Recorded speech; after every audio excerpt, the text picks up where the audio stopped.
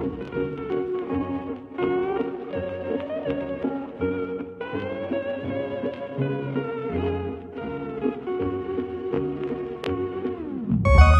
হলো আলো।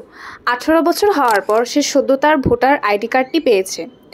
Voter ID কার্ডটি পেয়েই আলো তার ভোটার আইডি কার্ডের ছবি তুলে ফেসবুকে আপলোড করে।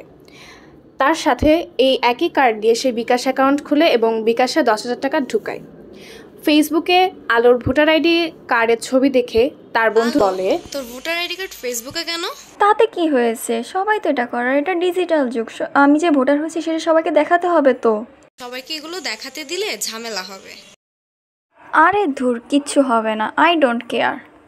এই তথ্য নিয়ে যে কেউ অপরাধ করে ফেলতে পারে। আরে আমি তোর মতো নাকি? আমি অনেক স্মার্ট, শুধু শুধু ভয় দেখাচ্ছিস। এটা কোনো সিনেমা নাকি? আরে ভাই, সাবধানে থাকিস। কয়েকদিন পর এক অপরাধী আলোর ফেসবুক থেকে আলোর ভোটার আইডি কার্ডটি সেভ করে। এরপর ভোটার আইডি থেকে হ্যাকার আলোর সব তথ্য চুরি করে এবং বিকাশের টাকা চুরি করার পরিকল্পনা করে। তখন হ্যাকার বিকাশ হেল্পলাইনে কল করে। হ্যালো, আমি বিকাশ হেল্পলাইন থেকে বলছি, আপনাকে কিভাবে সাহায্য করতে পারি? আমি আমার বিকাশ পিন ভুলে গেছি, আমি আবার নতুন করে পিন দিতে চাই। আপনি যে আলো, তার প্রমাণ কি? আমি আমার ভোটার আইডি আপনাকে দিতে পারবো, আপনি চাইলে চেক করে দেখতে পারেন। আচ্ছা, আমি দেখছি। বিকাশ হেল্পলাইন থেকে ব্যক্তিটি দেখে সব তথ্য ঠিক আছে। তখন সে আলোর এনআইডি কার্ড দিয়ে বিকাশের পিন চেঞ্জ করে।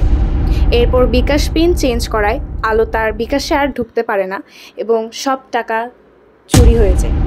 টাকা চুরি হওয়ার পর প্রতিবেশীরা তা নিয়ে সমালোচনা শুরু করে। আসসালামু আলাইকুম দিলরুবা ভাবি। ওয়ালাইকুম আসসালাম ভাবি। আসেননি ভালা? মেলা দিন আপনার বাসায় আমু আজকেই আইলাম। পাশের বাসার মাইয়া কি কামটা হরছে শুনছেন? হেই মাইয়ার বিহাস অ্যাকাউন্ট থেকে 10,000 টাকা হারায় গেছে। কি আর কমু ভাবি, এই মাইয়ার লেবাসই খারাপ। আলো বিপদে পড়ে প্রথমার কাছে সাহায্য চাইতে যায়। তখন তারা পুলিশের কাছে যায়। 1 মাস পর পুলিশ চোরকে ধরে এবং তার সব টাকা আলোকে ফিরিয়ে দেয়। আমরা অপরাধীকে ধরে ফেলেছি। এই হচ্ছে আপনার সেই অপরাধী। তুমি আমার টাকা চুরি করছো? কেন চুরি করছো আমার টাকা?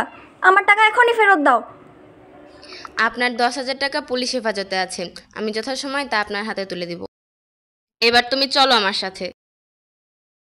ইয়ে, আমি আমার 10,000 টাকা ফেরত পেয়ে গেছি। আর কোনোদিনও করবে এরকম? না, আমি আর এসব কখনোই করবো না, আমার শিক্ষা হয়ে গেছে। এইসব ব্যক্তিগত জিনিস আমরা বিভিন্ন সোশ্যাল মিডিয়ায় আপলোড করা থেকে বিরত থাকবো, যাতে বিভিন্ন অপরাধী বা বিভিন্ন হ্যাকার এইসব নিয়ে আমাদের সাথে অপরাধ না করতে পারে। সবাইকে অসংখ্য ধন্যবাদ।